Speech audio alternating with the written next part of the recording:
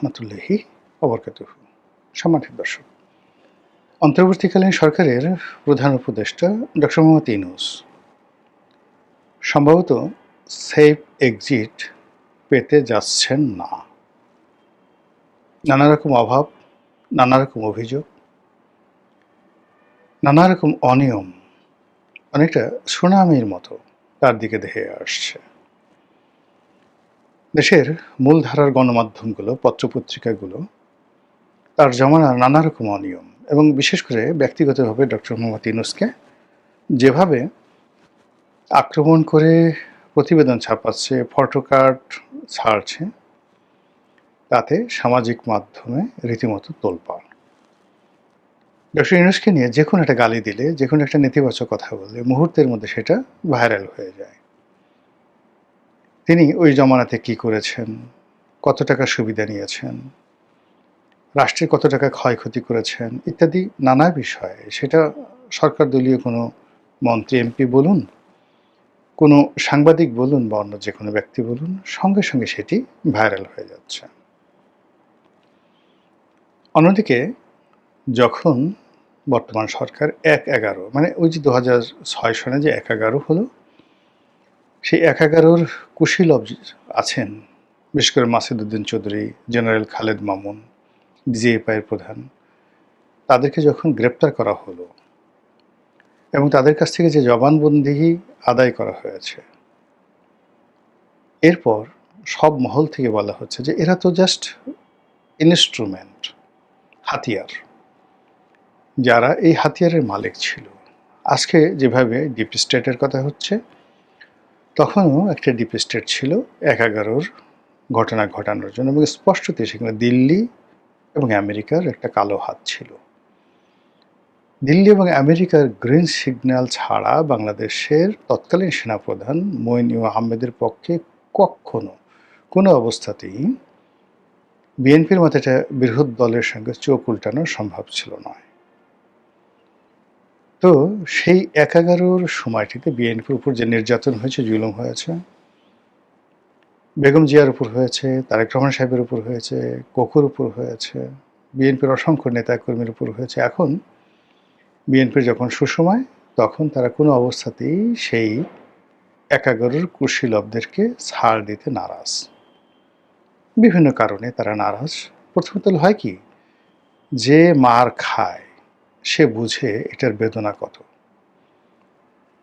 ধরুন আপনাকে কেউ গাল ফাটিয়ে দিল, আপনার পিঠের উপর বেদমভাবে বেত মারা হলো, সেটা আপনার শিক্ষক, পিতামাতা বা অন্য যে কেউ হোক, আপনি কিন্তু কখনো ভুলতে পারবেন না। মৃত্যু পর্যন্ত আপনাকে সেই বেদনা তাড়া করবে। বিশেষত যখন অপমানজনকভাবে আপনাকে বন্দি করে, শৃঙ্খলাবদ্ধ করে আপনাকে বেদম প্রহার করা হবে, কিল, ঘুষি, চড়, থাপ্পড়, লাথি, গুতা আপনাকে ফেলে পাড়ানো হলো, পাবলিকলি গণপিটুনি দেওয়া হলো। আপনার মধ্যে যদি ন্যূনতম জিদ থাকে,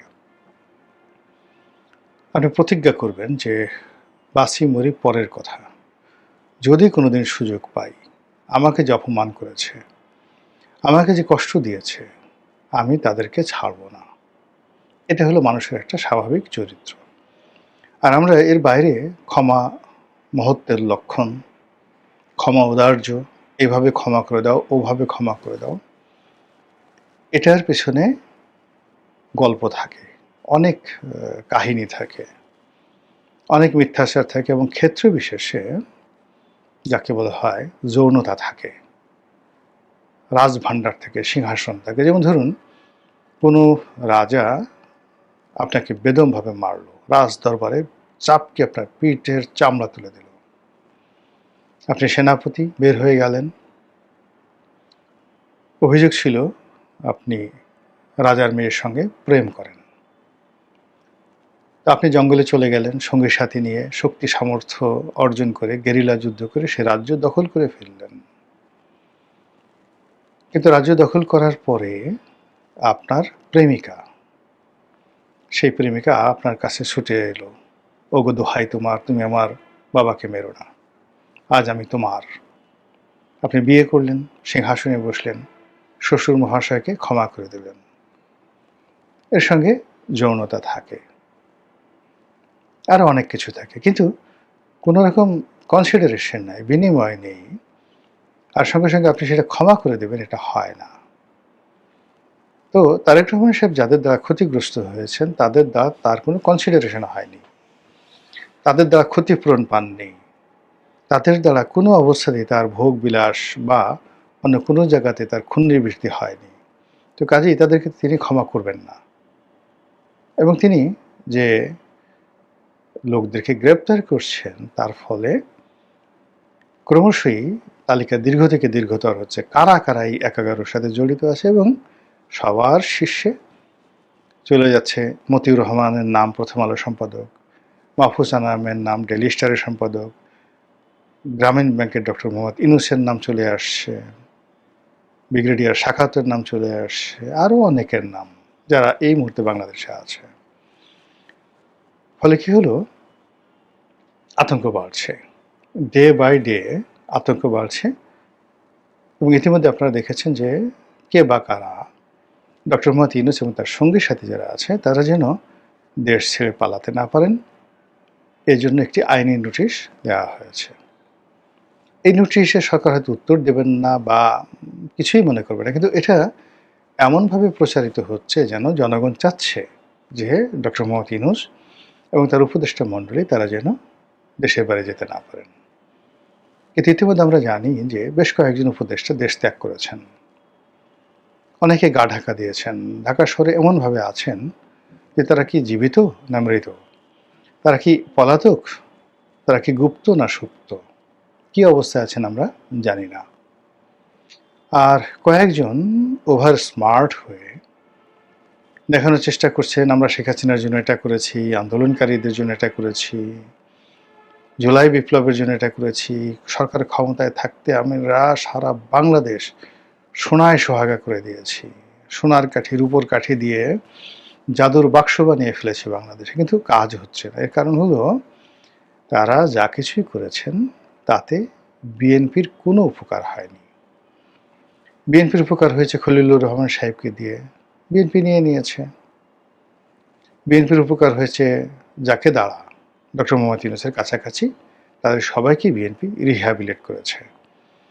আর যে সমস্ত লোক চিৎকার করছেন, চেঁচামেচি করছেন, বিভিন্ন কথাবার্তা বলছেন, তাদের দ্বারা যদি বিএনপি অপমানিত হয়ে থাকেন, ক্ষতিগ্রস্ত হয়ে থাকেন, অথবা বিএনপির কোন স্তরের নেতাকর্মীদের সাথে যখন তাদের সুসময় ছিল তখন যদি তাদের কোনো ভালো সংযোগ না থাকে, প্রত্যেকটা লোক ডলা খাবেন, একেবারে পাটা দিয়ে পুতা দিয়ে যেভাবে ডলা দেওয়া হয় ওই ডলা খাবেন।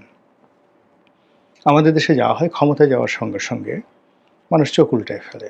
দীর্ঘদিন আপনার সাথে সম্পর্ক, আপনার বাসায় আসে, আপনার কাছে টাকা নেয়, পয়সা নেয়, আপনার দালালি করে, এরকম একজন লোক, রাস্তার মানুষ, হঠাৎ করে দেখা গেল মন্ত্রী হয়ে গেছেন, এমপি হয়ে গেছেন, তারপর ভাবটা এরকম আপনাকে যে চেনেন এরকম তাদের কোনো লক্ষণ না।